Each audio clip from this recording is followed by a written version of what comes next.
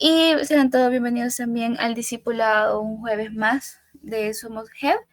Vamos a seguir estudiando lo que es el libro de Filipenses. Y hoy vamos a estudiar lo que es el capítulo 3, del versículo 1 al versículo 7. Y ya los próximos jueves seguirán ahí los demás hermanos estudiando estos versículos. Para comenzar, vamos a inclinar nuestro rostro y vamos a orar. Padre, te damos gracias, Señor, por esta noche que nos has regalado. Gracias por nos has permitido poder finalizar un día más, tanto laboral como académico. Te damos las gracias porque ya nos permites poder estar en nuestros hogares, Señor, y si no, también a las personas que van en camino. Te pido que seas tú el que lo guarde en él, mi Padre. Te pido que en estos momentos seas tú el que abre a nuestros corazones, Señor, que el que nos permitas poder llegar a entender tu palabra y entenderla de la manera correcta, Señor. Protégenos en este día, Señor, y en lo que resta de la semana. También te pedimos por cada una de las peticiones, por cada uno de los hermanos que estamos aquí, Señor, y te pedimos de igual manera por el Ministerio de Jóvenes, que siga creciendo, Señor, que podamos seguir trabajando, Señor, en ello para que podamos ir poco a poco, pues sembrando la semilla en los corazones de los jóvenes, Señor. Sabemos de que en estos momentos está muy difícil poder trabajar con jóvenes, ya sea porque el corazón de ellos está de nosotros, Señor, incluso está alejado de ti, mi Padre, pero te pedimos que seas tú el que nos dé la sabiduría para poder saber cómo poder trabajar con ellos, mi Padre, ya que si tú nos tienes aquí, es por un propósito que tienes en nuestra vida. Te pedimos que nos uses, Señor, y que nos lo reveles de igual manera. En el nombre de Jesús. Amén. Bien, vamos a leer lo que es Filipenses capítulo 3, y creo que aquí están los versículos. Sí. Vale. El versículo 1 dice: por lo demás, hermanos, gozaos en el Señor. A mí no me es molesto el escribiros las mismas cosas, y para vosotros es seguro. Guardaos de los perros, guardaos de los malos obreros, guardaos de los mutiladores del cuerpo, porque nosotros somos la circuncisión, los que en espíritu servimos a Dios y nos gloriamos en Cristo Jesús, no teniendo confianza en la carne. Aunque yo no tengo también, aunque yo tengo también de qué confiar en mí, en la carne. Si alguno piensa que tiene de qué confiar en la carne, yo más. Circuncidado al 8º día, del linaje de Israel, de la tribu de Benjamín, hebreo de hebreos, en cuanto a la ley, fariseo, en cuanto a celo, perseguidor de la iglesia, en cuanto a la justicia, que es en la ley, irreprensible. Pero cuántas cosas eran para mi ganancia, las he estimado como pérdida por amor a Cristo. Bien, en este versículo, digamos que ese pasaje, lo vamos a dividir primero en lo que menciona de qué es gozo y qué es el regocijarse, ¿verdad? Porque así comienza diciéndonos en el versículo, ya que dice que por lo demás, hermanos, gozaos en el Señor. ¿Y qué es el gozo? Pues este es el deleite producido por el Espíritu Santo que experimentan todos los que han sido redimidos. Es el estado de satisfacción que proviene de poseer a Dios como nuestro tesoro más elevado. Y aquí Pablo menciona en la última parte del versículo 1 que él no se cansa de decirlos. ¿Por qué razón? Eh, Recordemos que aquí Pablo son cartas, ¿verdad? Que él escribe, entonces que él, digamos, no se cansa de volver a decir las mismas cosas. ¿Por qué razón? Porque quiere hacer o no, cuando nos están repitiendo las cosas, siempre aprendemos algo y siempre como que nos sirve o sea, obviamente nos recuerdan, ¿verdad? Entonces Pablo menciona eso. Aunque sean lo mismo, él no se cansa de escribir, no se las cansaba de escribírselas. Ahora, Pablo comparte con los filipenses el principio de tener esta habilidad de regocijarse en el Señor. Y regocijarse es deleitarnos en la salvación que Él nos da en Jesucristo. Como dice Habacuc 3:18, me regocijaré en el Dios de mi salvación. Dios se regocija en nuestra salvación, entonces nosotros deberíamos de hacerlo de igual manera. No en las circunstancias o en las situaciones que nosotros podemos llegar a estar pasando, sino que en el Señor, quien hace que todo trabaje para bien. Ahora, este gozo que permanece es adecuado para el creyente porque Esto muestra que nosotros realmente creemos en Dios, el cual está en control. Y cuando nosotros creemos esto, no es de sorprenderse que estamos llenos de gozo. En ese versículo quiere decir de que muchas veces nosotros no es que en realidad nos gocemos en Dios porque viene X circunstancia, X situación o X problema y venimos nosotros y nos alejamos o ya nos sentimos como aquella alegría, ¿verdad? De estar siempre en los caminos de Dios o de pensar de que cuando yo esté en Dios, o que todo en nuestra vida tiene un propósito y que ese propósito es de Dios. Y cuando nosotros no estamos con ese gozo, porque el gozo no es como momentáneo, sino que es permanente y es la diferencia del gozo con la alegría, ¿verdad? Y recordando siempre que el, que el gozo es el fruto del Espíritu, por lo cual no es algo que literalmente nosotros lo vamos a tomar de un árbol y nos lo vayamos a quedar, o sea, no es algo que nosotros lo busquemos, sino que simplemente es algo que Dios lo da, o sea, es del Espíritu. Entonces, de por sí un cristiano tendría que tener el fruto del Espíritu, ¿verdad? Que es amor, gozo, paz, paciencia, benignidad, todo lo demás. Entonces el gozo es algo que nosotros tenemos que tener porque simplemente Dios nos lo ha dado a través del Espíritu. Entonces, eso es algo que siempre tenemos que tener, pero vienen las situaciones externas y lo perdemos.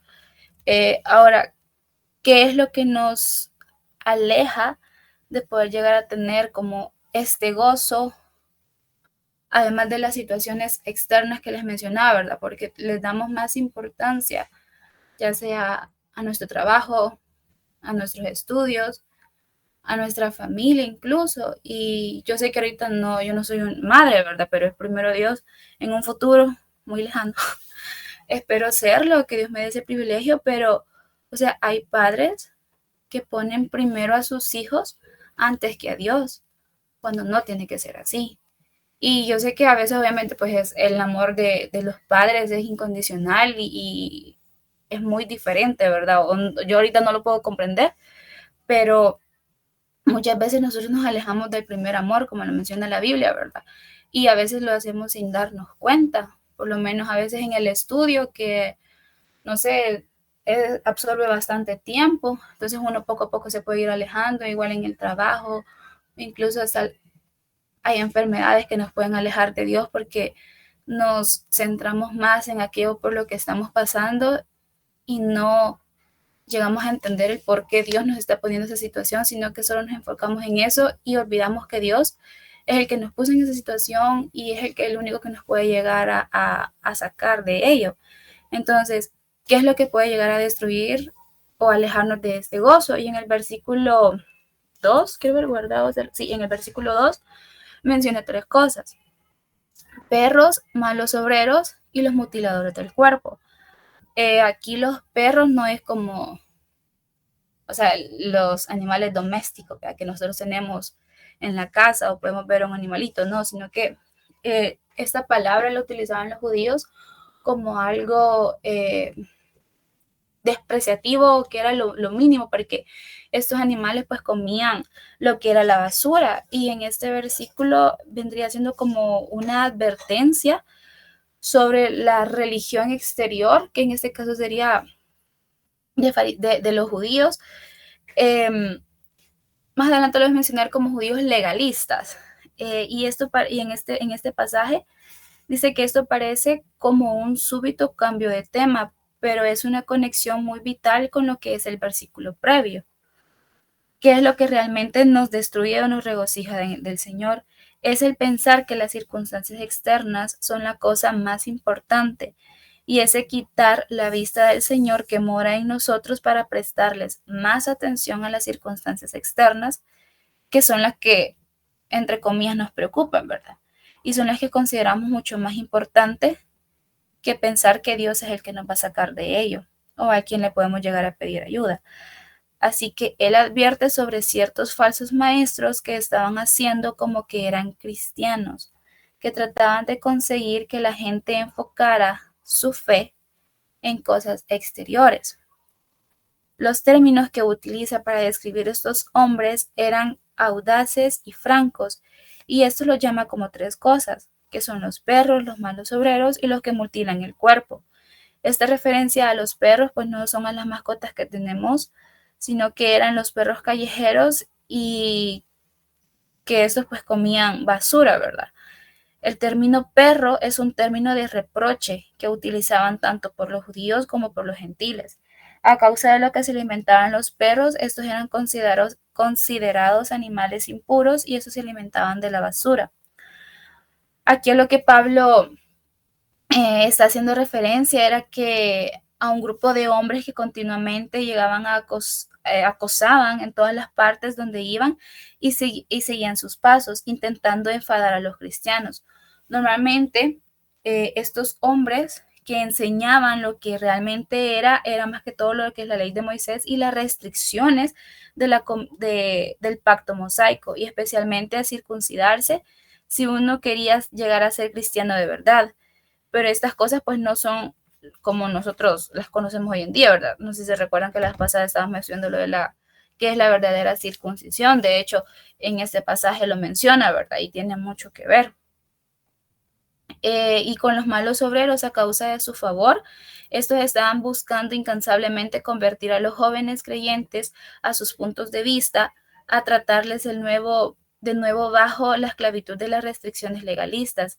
Estos se gloriaban en esta actitud como una marca de su derecho a la bendición de Dios. Ellos pensaban que Dios tenía que bendecirles porque eran tan fervientes, tan dedicados a su obra. Personas que todavía las podemos observar, ¿verdad? Como lo son los incansables trabajadores fervientes que van puerta a puerta con libros bajo los brazos, listos para convertir a cualquiera a un sistema legalista judaizante. Es esta clase de personas exactamente a las que se está refiriendo Pablo. Ahora, todo ese tipo de enseñanza tiene un fuerte atractivo para nuestro pensamiento humano por su aparente muestra de devoción. Creo que todos nosotros en algún momento hemos sentido este tipo de atractivo y es como un solemne ritual hecho de una forma religiosa como siendo digno de mérito frente a Dios. El serio y sincero esfuerzo de un trabajador incansable pues es atractivo y es tan gratificante al ego religioso el desempeñar algún solemne ritual y el estar constantemente ocupado en el trabajo religioso e incluso el burlarse de la carne en alguna manera, quizás todo en un atuendo distintivo o una postura distinta. Todo esto, dice Pablo, que es el enemigo de la verdadera espiritualidad. Destruye el espíritu del regocijo y hace la religión una burla vacía y estéril. Pone en él el énfasis en lo externo y lo despoja de lo vital, los genuinos aspectos interiores de la fe. Es decir, de que muchas veces nosotros llegamos a un ejemplo, ¿verdad? Queremos ver como para ver las diferencias entre las diferentes, ya sea sectas, religiones, y muchas veces nos centramos tanto en las diferencias que cuando comenzamos a investigar e ir más profundo de otras sectas, es como que olvidamos lo que realmente, o sea, olvidamos de Dios realmente, o sea, de quién estamos hablando y nos concentramos en otras cosas. Y muchas veces, bueno, no sé si les ha pasado, me imagino que sí, conocen a personas que sean de otra religión, no sé, católicos, mormones, y si se ponen a platicar, pues, o sea, ellos hablan, cuando son verdaderos católicos, yo he hablado con una persona que es muy devota a ellos, y o sea, y créanme que en algún momento me puse a pensar, bueno, o sea, que todo lo que yo pensaba de los católicos no tiene nada que ver, o sea, es mucho más profundo.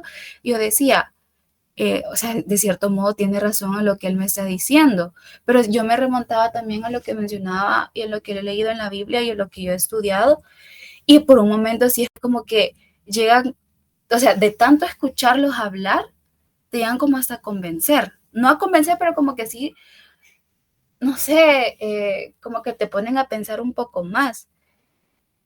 Y si uno no está bien cimentado en lo que uno cree, y no solo es a lo que a uno yo que nací en un lugar, en un hogar evangélico, ¿verdad? No solo me he quedado con lo que me han enseñado, sino que poquito también he buscado de mi parte, pero si yo no estoy muy cimentada, yo creo que poco a poco las otras religiones como que comienzan a jalarlo, ¿verdad? Como que con la curiosidad a uno te van como metiendo más a eso y no puede ser así, pues, sino que al contrario, nosotros somos los que tenemos que jalar a esas personas, ¿verdad?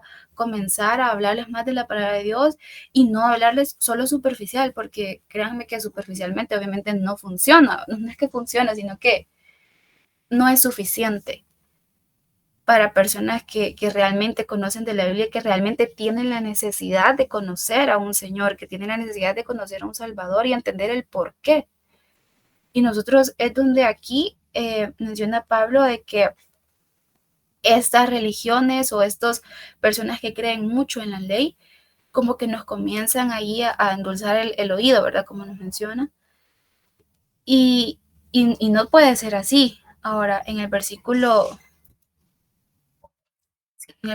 4 menciona que estos judíos se consideraban a ellos mismos como los que verdaderamente estaban circuncidados y eran rectos delante de Dios. Pero Pablo declaró que él y sus seguidores eran los verdaderos circuncidados. Sí, circuncidados. Entonces, eso define la verdadera circuncisión a los que en espíritu servimos a Dios y los que es opuesto a la adoración de la carne, la cual es externa, enfatizada por estos legalistas. Ahora, en ese versículo, en el versículo 4, menciona quiénes son los verdaderos circuncisos, los cuales son los que se glorían en Cristo Jesús. Su gozo no se encuentra en la propia habilidad de ser justificados por la ley o por guardar solamente la ley, sino que simplemente porque, o sea, por Jesús y por la gloria de Él. Ahora, los que no tienen confianza en la carne, ellos no confían en su propia habilidad de ser justos delante de Dios a través de unas obras, porque su única confianza está en Jesús. No es solo porque yo hago buenas obras, yo voy al cielo, yo hago cosas bien, sino que al contrario. Y porque nosotros somos la circuncisión. Y esto, no sé si se recuerdan que es lo que mencionaba, que la verdadera circuncisión era la circuncisión de lo que es el espíritu, ya que pues el Señor ya murió por nuestros pecados y o sea, cuando el Señor Jesús murió, se llevó con ello todas aquellas leyes que estaban y pues ahora nosotros, el Señor lo que realmente necesita es una circuncisión de corazón y no una circuncisión carnal, vea. Y los que en espíritu servimos a Jesús o a Cristo, que esto define la verdadera circuncisión, y a los que en espíritu servimos a Dios, lo que es opuesto a la adoración de la carne, la cual es externa y es enfatizada. Y los que nos gloriamos en Cristo Jesús, que eso también caracteriza a aquellos que son los verdaderos circuncisos, ya que su gloria no se encuentra en la propia habilidad de ser justificados, sino que en Jesús. Pero si se fijan de que Pablo también en el versículo 4 también dice que él confía en lo que es en la carne. Pablo sabía que él estaba más que calificado para ser justificado para guardar la ley, pero para más que cualquier otro judío. ¿Por qué razón? Y lo menciona así puntual en los versículos desde el 5 hasta el versículo 6, los cuales son que él fue circuncidado al octavo día, como lo menciona en Levítico 12:3, que el niño debía de ser circuncidado al octavo día, que él era del linaje de Israel, el cual era un descendiente de Abraham, de Isaac y de Jacob, y por lo tanto, pues él era el verdadero, perdón, un heredero del pacto de Dios con ellos, que era de la tribu de Benjamín, y recordemos que la tribu de Benjamín era distinguida por el hecho de que o sea, ungió al primer rey de Israel, el cual fue Saúl, y esta pues era una tribu que se alineó asimismo con el de Judá, el cual fue el fiel cuando Israel se dividió en las dos naciones en el tiempo de Roboam, y también era la tribu que tenía la ciudad de Jerusalén dentro de sus límites.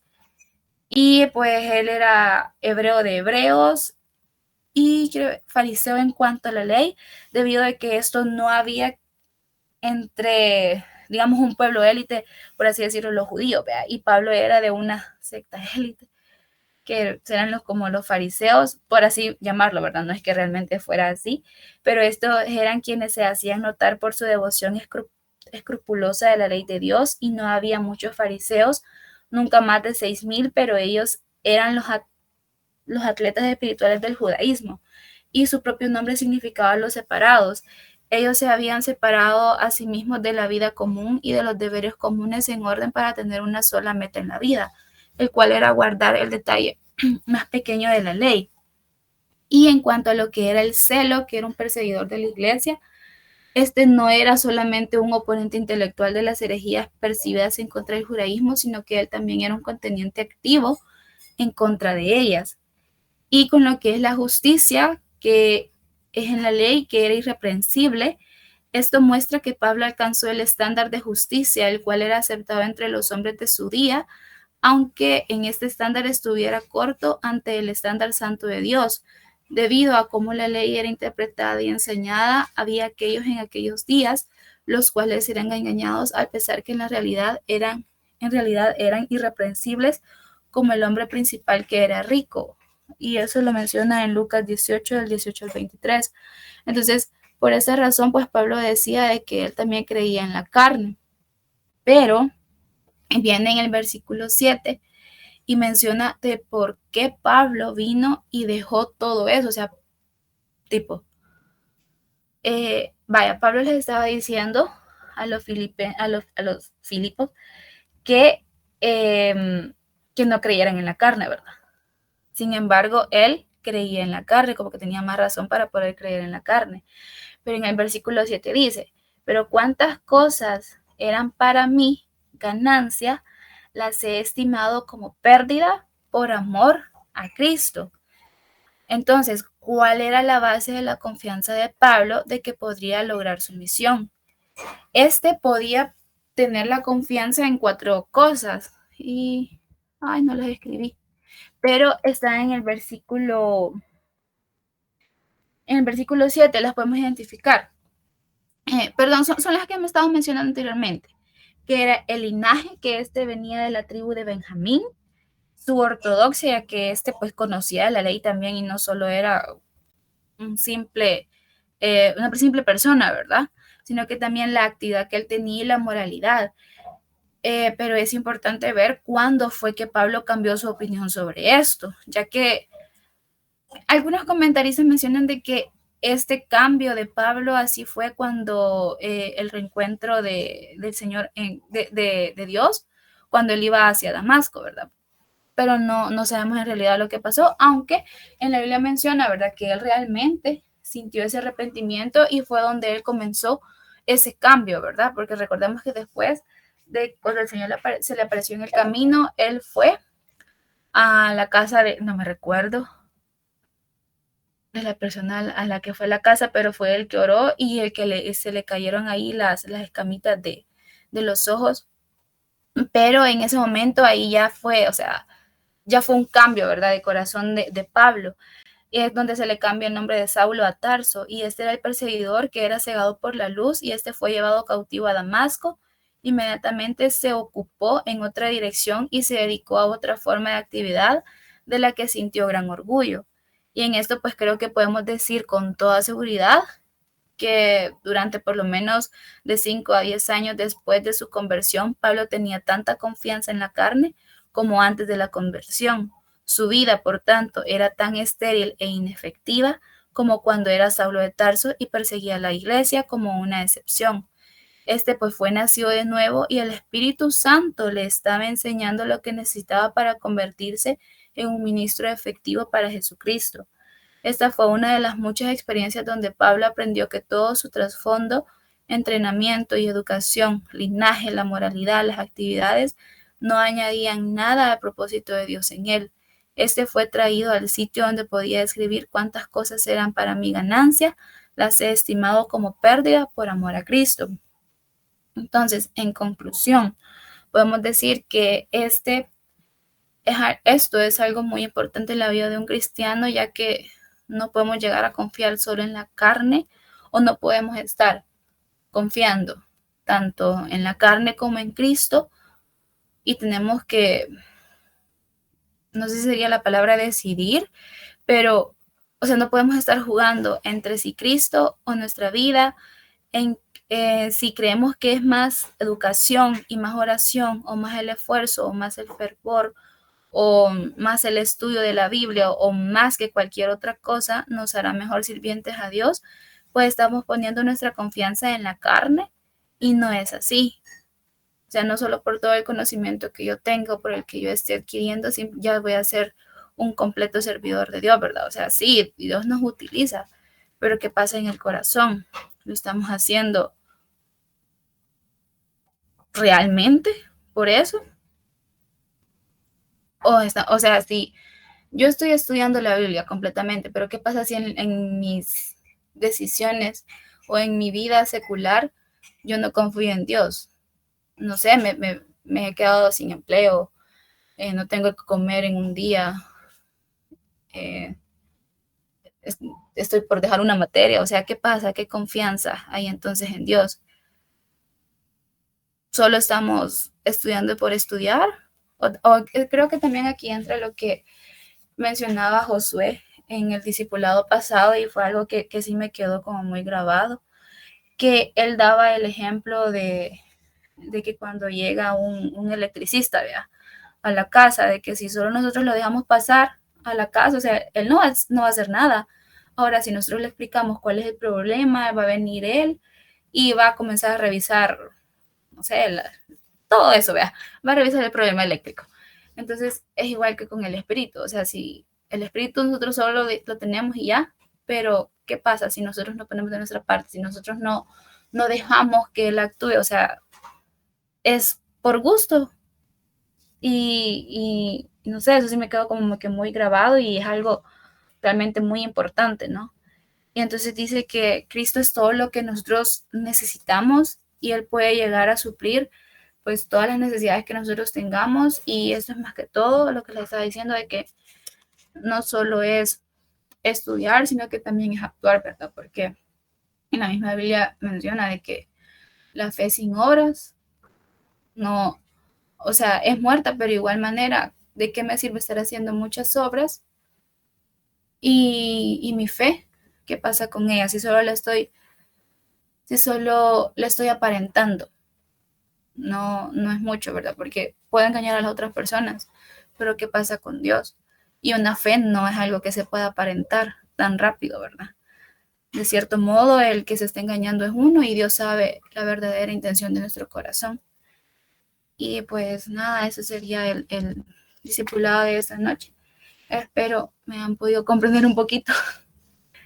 El Señor les bendiga.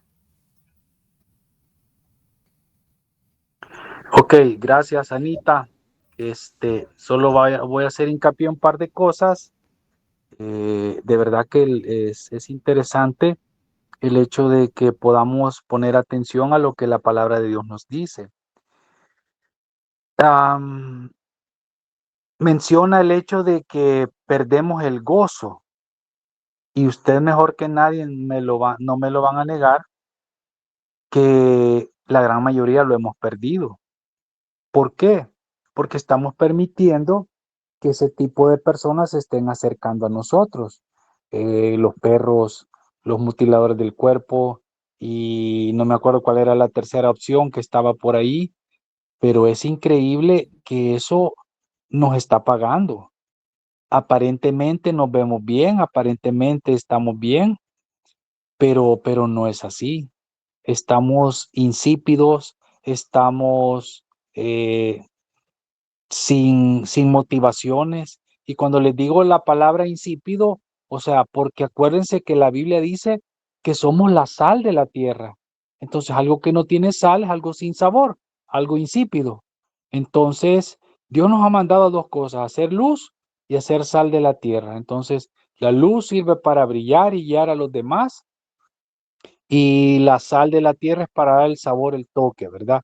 Que es lo nos dice la palabra. Me encantó algo que leí ahora que decía, el Salmo menciona que lámpara es a nuestros pies tu palabra y lumbrera nuestro camino, pero la lámpara nos va a alumbrar el siguiente paso y así tenemos que seguir. Entonces, tenemos que entender cuán importante es depender de Dios. Anita mencionaba, y quiero hacer hincapié a eso, el hecho de los perros. Eh, Le faltó un poquitito, que es lo que le voy a agregar en este momento. Sí, es cierto, los perros no eran animales domésticos, eran animales salvajes que comían carroña, comían de la calle, entonces el judío pues no lo veía bien y era comparado con el pecado, la suciedad. Pero también la Biblia menciona que el judío le llamaba perro al hombre que se acostaba con hombres, ¿ya? El que hace el papel del hombre. Entonces yo espero que usted me entienda. Hoy en día se está dando mucho eso, se está dando mucho y pues se está afectando grandemente a nuestras vidas. Así que debemos tener ese cuidado porque todo eso poco a poco nos está robando el gozo, los afanes de la vida, lo mencionaba Anita, los estudios, el trabajo y al final de cuentas, pues como decía Salomón, todo es vanidad de vanidades. Y Pablo lo dice, pues, o sea, él podría decir que tenía todos los títulos, tanto en lo secular como en lo espiritual, que ustedes se puedan imaginar. Pero él deja todo tirado, dice, por amor a Dios. O sea, a él no le importa todo eso, sino obedecer a Dios por sobre todas las cosas. Entonces yo espero que quede guardado en nosotros el hecho de que obedezcamos al Señor. Recuérdense que vamos avanzando en el tiempo, vamos avanzando en la vida y pues qué bien porque queremos ser profesionales, qué bien porque queremos triunfar en lo material, pero qué mal cuando descuidamos lo espiritual, cuando mi prioridad no es el gozo del Señor, sino que es mi persona, son mis relaciones, son mis amigos, son mis estudios, es mi trabajo y dejamos al Señor a un lado, ¿verdad? Entonces, eh, al final, pues todos estamos sembrando lo que más adelante vamos a cosechar. Algunos ya estamos cosechando, otros todavía estamos en el proceso de la siembra, pero al final se va a cosechar. Entonces, yo los exhorto a que nos acerquemos más a Dios, a que le demos prioridad a Dios y que lo busquemos de todo corazón, ¿verdad? Porque pues eso es parte del gozo del Señor. Les agradezco mucho por su atención. Hoy fue un poquitito más corta la participación, pues, pero creo que fue claro y conciso lo que nos compartió Anita y pues guardémoslo, ¿verdad? Guardémoslo en nuestro corazón.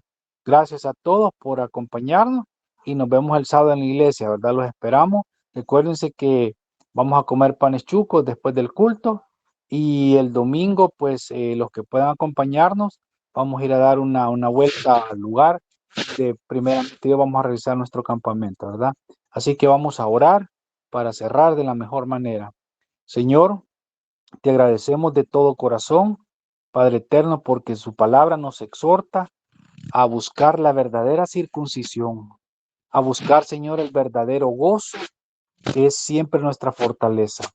Permítanos, mi Dios, apartarnos de todo lo malo, de todo aquello que no nos guía, que no nos fortalece, que no nos orienta, aquello que no es luz, sino al contrario, Señor, es oscuridad para nosotros. Lastimosamente, no queremos ver, queremos seguir siendo ciegos y su palabra dice ciegos guiando a otros ciegos.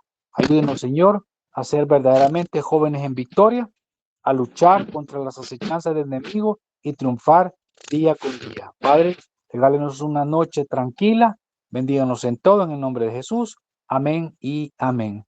Que Dios me los bendiga. Feliz noche para todos.